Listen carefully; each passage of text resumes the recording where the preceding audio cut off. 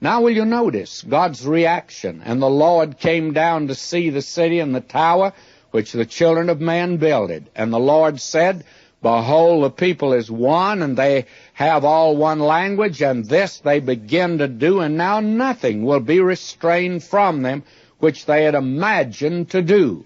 Now this is a tremendous statement. You see, language has been a tremendous barrier, and they are now going to attempt to build a tower and get together. They're all one language, and you find here fallen nature in spite of the flood.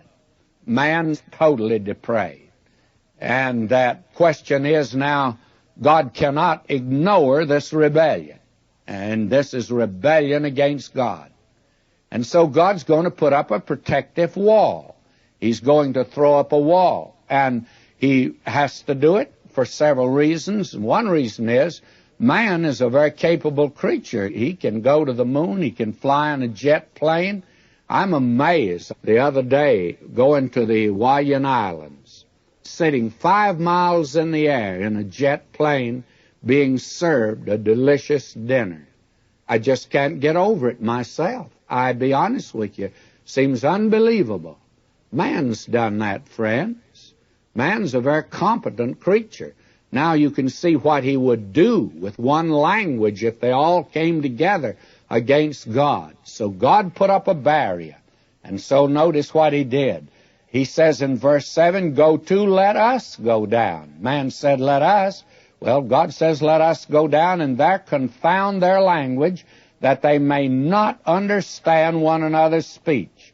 So the Lord scattered them abroad from thence upon the face of all the earth, and they left off to build the city.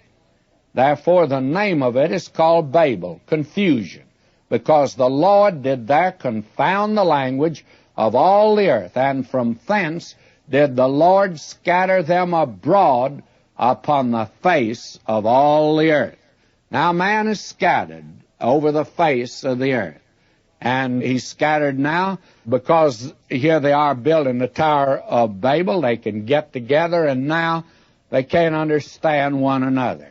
You know, language barrier is a barrier and a wall that's higher than the wall of China. It's higher than the Berlin Wall, more effective. It is that which separates people, and it's stronger than any national border or any ocean. The language barrier, where there's no communication. Now the question has always been raised, and in fact a great many try to say, well, this took place gradually. Well, it says that God confounded their language, so right there as they were building, they couldn't understand each other, and they went in every direction. Now you have here this tremendous thing that takes place. Here's a speaking in tongues, and they couldn't understand each other. Also, it's a miracle of hearing as well as speaking, because you have a miracle of tongues or ears here. They spoke a different language, and the ear couldn't hear what the other one was saying. Now, frankly, this is something that God did, and the question arises, and I'd like to ask you the question, was this a blessing in disguise, or was it a curse upon man? Well, for God's purposes, it was a blessing.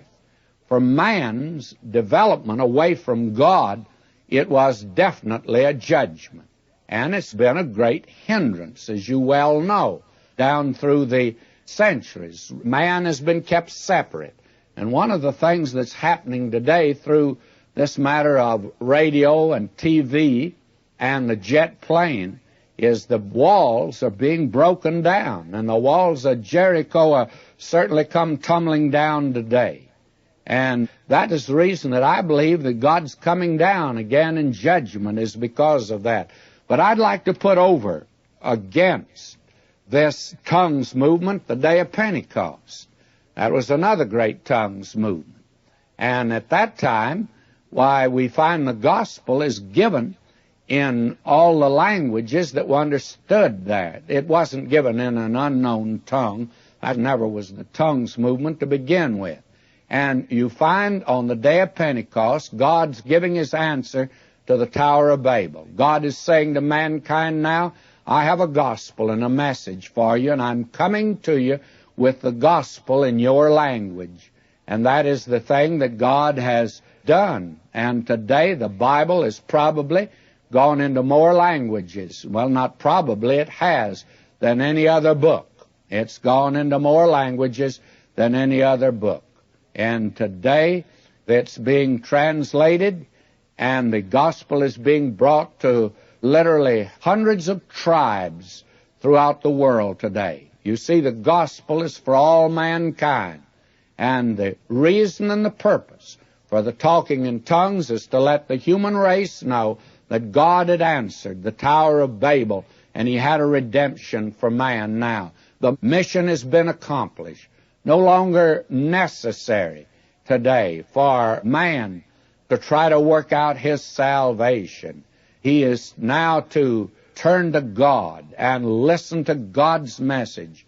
And the gospel, therefore, is for you, whoever you are today, and whatever tongue you speak. It's for you. It's for the nations of the world.